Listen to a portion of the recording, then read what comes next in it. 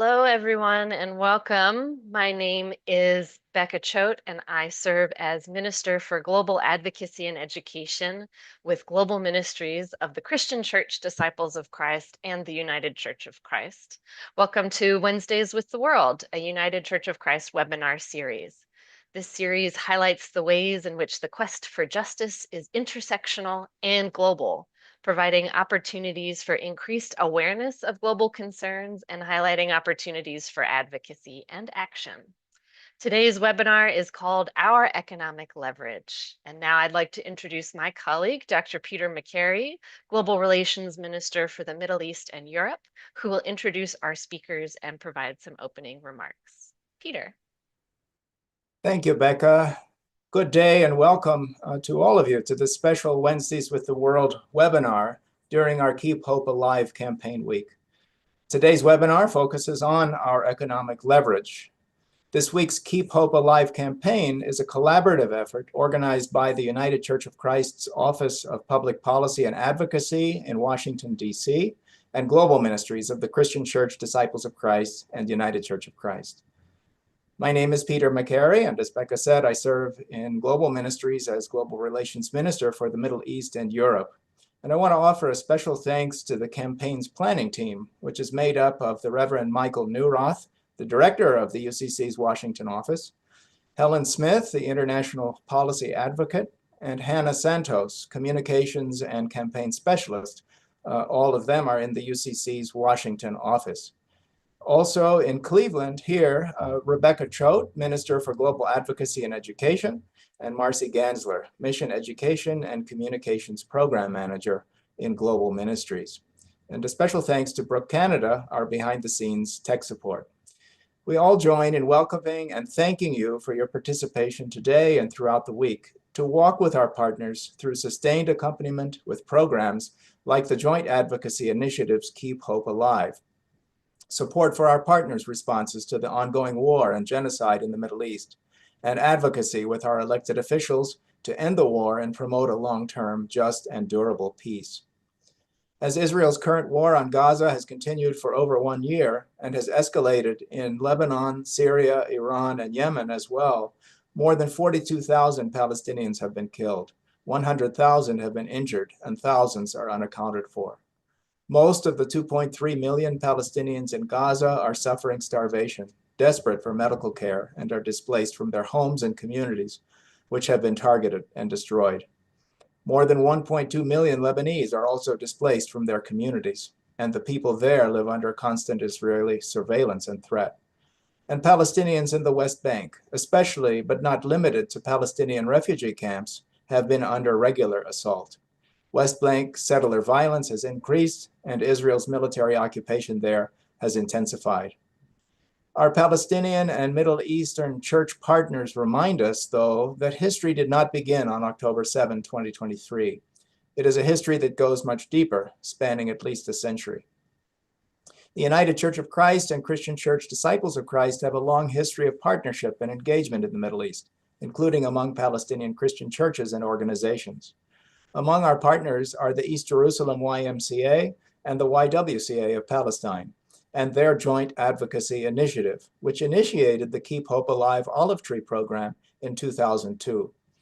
Both the YWCA and the YMCA were original signatories of the Boycott, Divestment, and Sanctions, or BDS, call by Palestinian civil society in 2005 that aims to end Israel's occupation and colonization of Arab lands and dismantling the separation wall, recognize the fundamental rights of the Arab Palestinian citizens of Israel to full equality, and respect, protect, and promote the rights of Palestinian refugees to return to their homes and properties as stipulated in UN Resolution 194.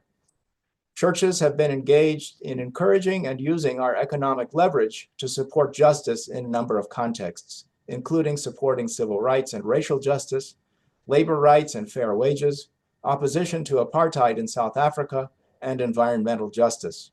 As people of faith, we support the use of consumer boycotts, divestment, and positive investment to seek justice and express solidarity. Both the UCC's General Synod and the Disciples' General Assembly have affirmed the use of economic measures such as these in the context of the struggle for justice in Israel-Palestine, including upholding the rights of Palestinians. United Church Funds, provider of investment management and planned giving services to UCC churches and ministries, is committed to socially responsible investment and engagement with corporations, including on issues related to climate justice and human rights. Today, we are privileged to have the chance to hear from two colleagues and partners who will address different kinds of economic leverage. Matthew Illian is Director of Responsible Investing at United Church Funds, a financial ministry of the United Church of Christ. In this role, Matthew collaborates with like-minded investors to use the tools of active ownership to advocate for a more just and sustainable world. Prior to working at United Church Funds, Matthew served for over a decade as a certified financial planner and worked in community development efforts in Richmond, Virginia, focusing on affordable housing, healthcare, and education. Matthew did his undergraduate work at the University of Virginia and received a master's degree in finance from the Johns Hopkins Carey Business School. Matthew is also the co-host of the Just Investing podcast. Muhanad al-Qaisi is a Palestinian refugee from a village called Beit Jabrin. His grandfather was forced to leave the family's original village in 1948. Muhanad lives with his family in the Dheisheh refugee camp in the city of Bethlehem. Muhanad holds a master's degree in development and emergency practice from Oxford Brookes University. He is a graduate of Bethlehem University, where he earned a bachelor's degree in social work and psychology. Muhanad has worked for 13 years in the Joint Advocacy Initiative of the YW and YMCA in Palestine as a project officer. The project he leads is called the Olive Tree Campaign, established to raise awareness internationally about the current situation in occupied Palestine. The campaign also helps local Palestinian farmers to maintain and protect their lands from Israeli confiscation. This year, Muhanad became the director of the Joint Advocacy Initiative. Matthew and Muhanad, welcome. We are grateful for your presence today. There will be an opportunity for questions, and Helen will moderate that. So please put any questions you have in the Q&A box, and please feel free to introduce yourself and where you are from in the chat. Matthew, would you be willing to start us off by introducing the issue of economic measures as employed by the United Church Funds? I would, and thank you, Peter, and to your global ministries team for hosting this very important conversation today. I have to admit, I feel a bit unqualified to be speaking here because for all the work that I've done over my career, I'm not an expert on conflict in the Middle East, and probably more importantly, unlike my co-presenter, I don't have the direct experience of the struggle of the Palestinian people who've lived under Israeli occupation for decades. But I can share with you how we as a financial ministry view this topic of economic leverage. So as Peter said, I'm the director of responsible investing, and UCF provides investment solutions to over 1,200 churches, religious judicatories, and faith-based nonprofits. And we thank many of you here or who are listening to this who represent those organizations for entrusting us to invest your funds in a values-aligned way. And the first thing I want to say about this particular topic is that both the UCC and UCF have a long history of this topic, using economic leverage. Other examples beyond this of times that the church has, in a faith-based way, used economic leverage would be, for example, in calling for divestment from fossil fuels. Also calling for economic leverage in the case of firearms and weapons is an area that the church has long said is not to be part of a values-aligned portfolio. And then also there was a moment in the 60s and 70s where there was a movement to change the apartheid regime in South Africa. And so The United Church of Christ was a significant part of that. And so here we are talking about what's happening in Israel and Palestine. And I want to share a few slides that help you understand how we are guided in this work. And so I'm going to try to, let's see, share my screen and hopefully, and then I'm going to,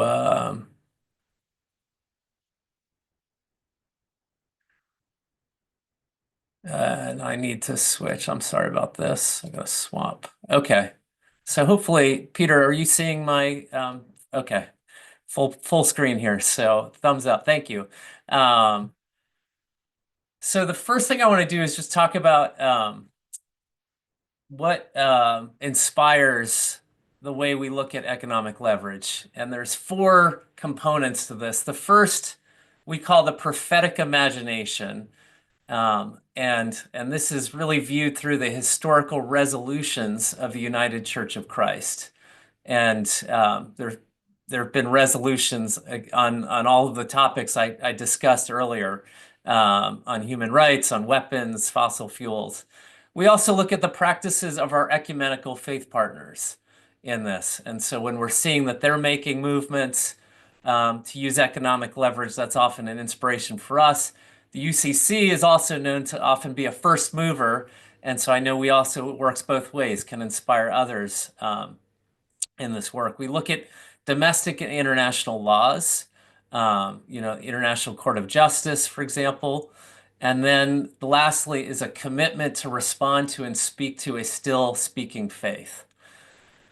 Then next, I want to talk about the 5 tools that we have of economic leverage.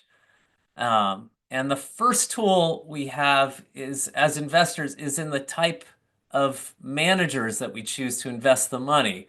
So often we are hiring third-party managers, and we look for managers that have a shared values alignment to us, and that we believe can, take the values that we have written down and use that to guide the way they invest.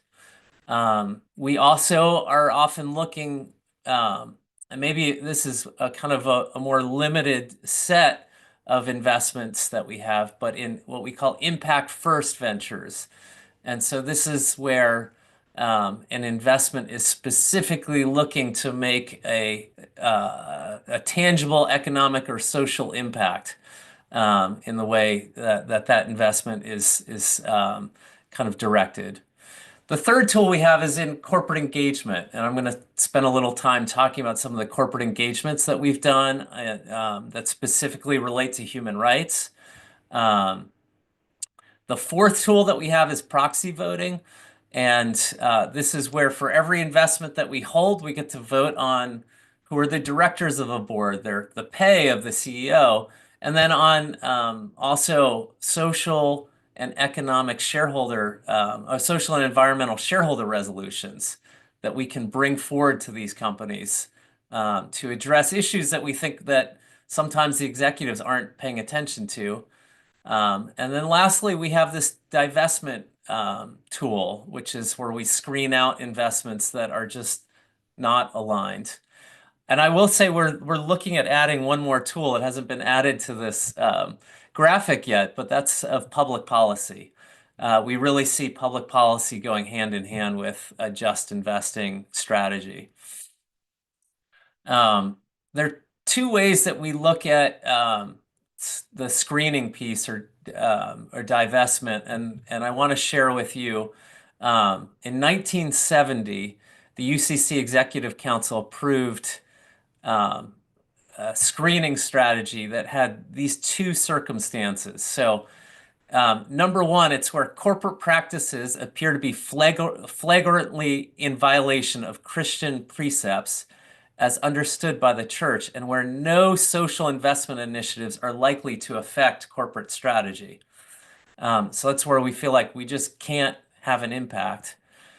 And then secondly, when we think the public, announcement that a church organization would not purchase a particular corporate stock for specific reasons would be projected to have a greater impact than investing in the stock and previewing an activist shareholder policy or strategy. So we're looking for, but when this is economic leverage. And to be honest, we have $1.2 billion, which is a lot of money across all of the churches and nonprofits. But in the big pool of the capital markets, that's a drop in the bucket. And so what we're often trying to do is figure out how can we use that small small part of the holdings to have the biggest impact. And I want to give a few examples. So I'm going to stop sharing for a minute here and just in talking about how we do some of our engagements, it's important for me to say that we really work with partners on all of this, because again, it's working in collaboration. We can have a much bigger impact than if we're just coming as a small shareholder ourselves. And through a lot of these engagements, our partner that we lean on the most is called the Interfaith Center on Corporate Responsibility, or ICCR. This is a group that was actually started during the South Africa apartheid divestment movement, and has brings together interfaith and values investors from across the United States and beyond. One example of where we're working with those partners to engage is in the military technology space. We're looking also, we've working in the travel sector and tourism, and specifically, the impact that companies have on the economics of occupied territories. And then also in the tech sector, focused on access to data and impact on human rights abuses. So let me give you a specific example. In the semiconductor industry, we're calling on all of the chip manufacturers, including NVIDIA, Texas Instruments, and others, Analog Devices, to do human rights audits so they can understand how their chips are being used. I mean, these are the chips that are powering the computers that we're using, but those same chips are also going into weapons, into autonomous, into drones, and have become part of the weapons technology.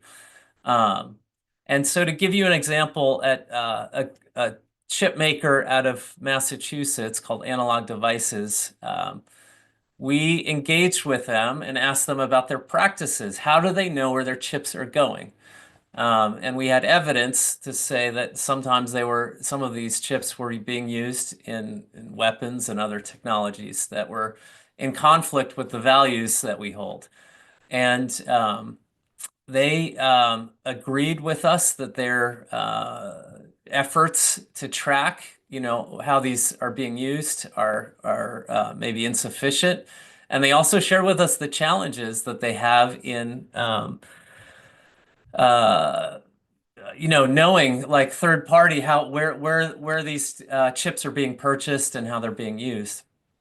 So they agreed to have a third party independent auditor come in and provide an audit so they can understand all of the practices that they're using to know their customers, and not just their direct customers, but even how those are being sold on third-party retail sites.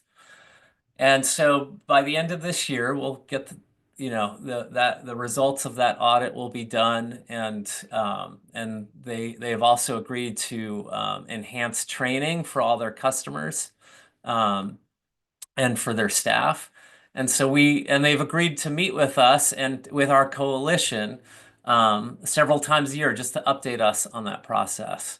And so this was a situation where we felt like we have been able to influence the practices of this is a Fortune 500 company. And that's one that we're leading. Our partners are leading with some of the other semiconductor companies as well. On the travel side of things, we saw some positive movement with there's a group called TripAdvisor um, that agreed to also do one of enhance their human rights commitments, and our partners have filed a shareholder resolution asking for them to look at the efficacy of their human rights commitments across their business practices.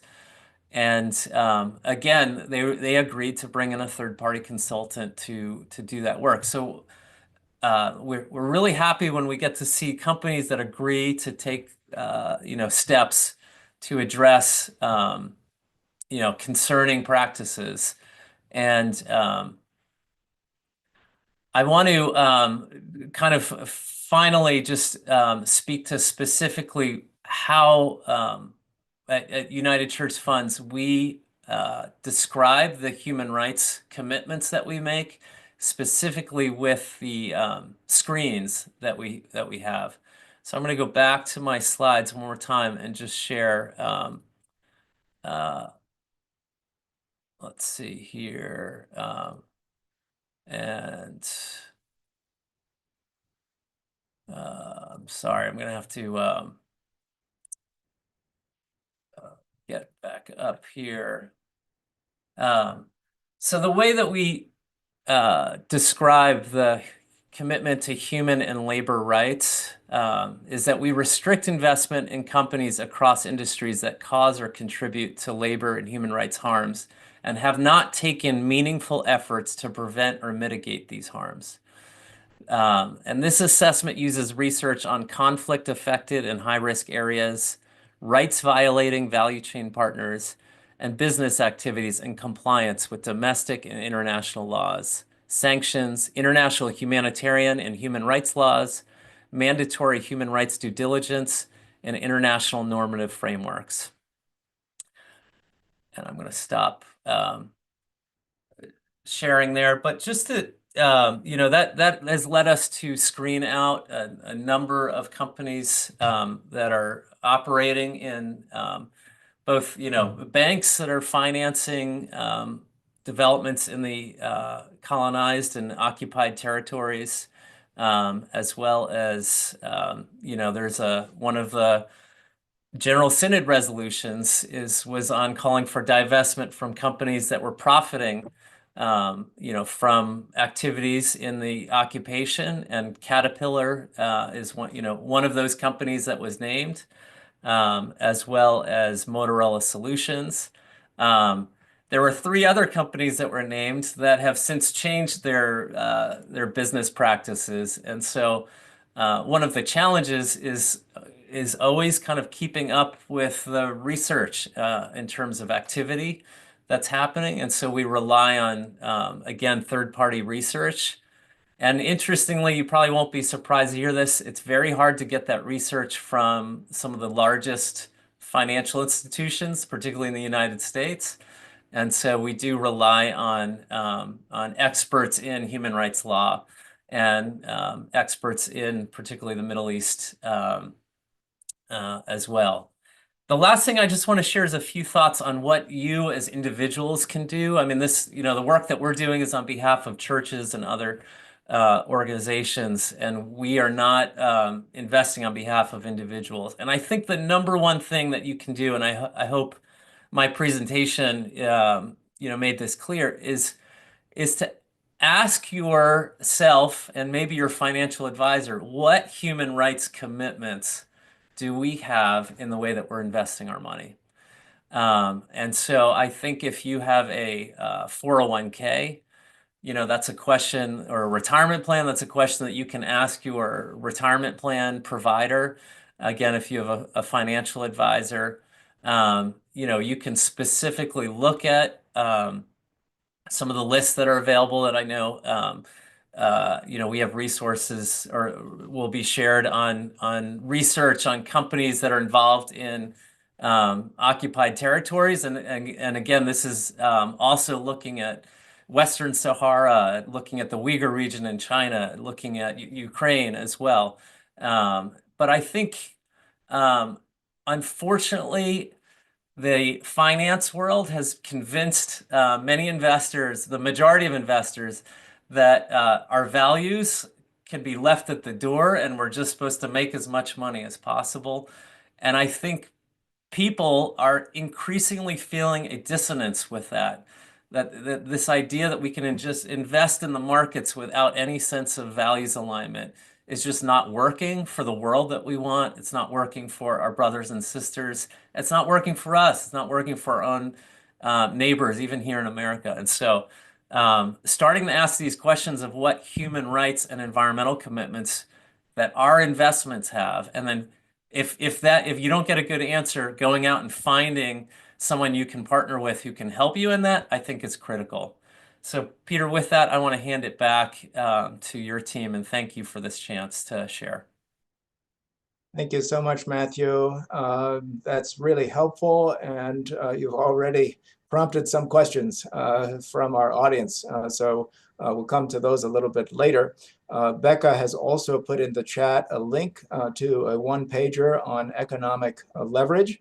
That briefing also reminds us that both the UCC and the Christian Church Disciples of Christ have affirmed the use of economic measures and the right to use economic measures, engaging in social justice causes, and particularly in the Israeli-Palestinian context as well. So the UCC first passed a resolution in 2005 on the use of economic leverage, and then reiterated that in General Synod in 2015. When it passed a resolution urging socially responsible investment practices and also urging the church to take actions toward a just peace in the Israeli-Palestinian context. The Christian Church Disciples of Christ affirmed at its General Assembly in 2017 its commitment to responsible investment generally, and in a resolution named Compelled to Witness in 2023, the Assembly asserted the right to use economic measures in the context of Israel-Palestine. So we can, I urge you to study those resolutions if you're not familiar with them already. So thank you again, Matthew, and remind the audience just to put any questions you might have in the question and answer box. Muhanad, would you share with us about the Keep Hope Alive tree planting program of the Joint Advocacy Initiative of the East Jerusalem YMCA and the YWCA of Palestine? Sharing perhaps something about the circumstances in the West Bank for farmers today and the impact of the program so far. And we should note that it is currently olive harvest season. So looking forward to hear your remarks as well. I can start at least with the olive harvest because it's the most important issue that we are dealing with today. As you may all know, a lot of olive trees are planted, or the Israeli build their settlement near the olive trees in the West Bank. And many of the farmers, they are not able to reach to the areas where their trees are. So a lot of farmers, they own olive trees in the areas where the Israeli settlement was built. And with the start with olive harvest, many attacks by the Israeli settlers and by the soldiers on the Palestinians. At the YMCA and YWCA, the Joint Advocacy Initiative, we already started not even only to send people to help out, but today we distributed 340 first aid kits on the farmers. So my team went all the way to the north to distribute these kits for the farmers because the urgent need that what we want now is that there is a lot of people being injured by the Israeli settlers, and all what they need is just a treatment on the spot. So the olive harvest, unfortunately, this year and last year, we were not lucky, or there was no, happiness around the olive harvest. It's a cultural, occasion for Palestinians. Even the schools take off during the olive harvest. The olive trees for Palestinians means a lot, especially the olive harvest. The trees witnessed the Palestinian struggle since many years, like since tens and hundreds of years.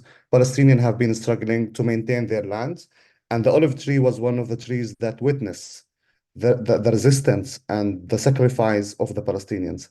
And we inherited these trees from our, grandparents, and it's our duty to keep it. Unfortunately, since 1967, Until today, the Israeli occupation uprooted and destroyed more than 1 million olive trees in the West Bank, replacing all these green areas into concrete settlement and bringing all the settlers from Israel to the West Bank so they can live in the West Bank among us. That made the situation in the West Bank very hard for Palestinians to practice their life as any other place. Israel have been promising Palestinians to give them a state according to Oslo record, but since 35 years, we're only witnessing Israel moving people from Israel, bringing them to the West Bank where we actually live. So they share the water with us, they share the streets, they share, the land, and they always attacking Palestinian. Since October 7, all the eyes on Gaza, like went to Gaza. And of course, the situation on Gaza is horrible. It's beyond imagination what's happening to people. Every day we watch, every day we talk to our, friends and people in Gaza. And the way how the Israeli killing the people is unbelievable. Like it's hard to it breaks my heart when I see all the children. We are talking about 18,000 children, got killed in this war. And you are not only talking about, targeting these children, by shooting or by it's just crazy how they bombed the whole building, or the hospital or a school. And you see these children with pieces. I don't understand, how these people can go on doing this and the whole world is just silent about it. Even if Hamas did the mistake in October 7, even if like there's people get killed, the response on this is beyond what a human being can do, because we are talking about 42,000. And the other day I was, reading there's a lot of people who are missing. And 2 million people are living in this small area, blocked from all the ways, and they are just living there in this very controlled place. And Israel is only shooting on them since 1 year, and the whole world is silent about it. And I don't know until when this play will keep going. And every day there's 100, 200 people being killed, 300, 400, 20 kids, 50 kids. And we just can see them live on Instagram and Facebook and watch all these people being burned and shouting, and no one is doing anything for them. We are really angry about this. I'm really angry. Like the people around me, we all angry. It's not until this point you see people are being burned alive and you just watch them and you keep going in your day. You don't do anything. You just go to work and eat and enjoy. Unbelievable what's happening in Gaza. I know you can read a lot about Gaza, but let's get back to the West Bank. So since October 7, there was already many measures on Palestinians, like checkpoints, restriction of movement, lack of water. We don't really move around, as we should like any other country. But after October 7, these measures or these attacks got more and more against the Palestinians who live in the West Bank. Since the beginning of the year, more than 750 people got killed in the West Bank. 157 of them are children below 18, and the rest are women and people who just live, in the West Bank. A lot of restriction, a lot of checkpoints. If you want to travel from a city to another, you just wait in the checkpoint. Hundred of cars are waiting, so we don't feel safe even in our homes. I live in a refugee camp, and my camp regularly get raided by the Israeli soldiers every couple of nights. They come at 2, at 3 a.m. They come with 40 or 50 soldiers, raid the whole camp, shoot tear gas, shoot on our houses. We don't really sleep almost. Like we go to work in the morning without like sometimes, without any sleep because we are worried. So far, they arrested since October 7 until today more than 6,000 Palestinians. And many of my friends got arrested as well. And after 6 months and after 7 months, now they are being released. The average of the people who get arrested is to lose about 25 kilograms of their weight. In the Israeli jails, the situation is really horrible, unbelievable.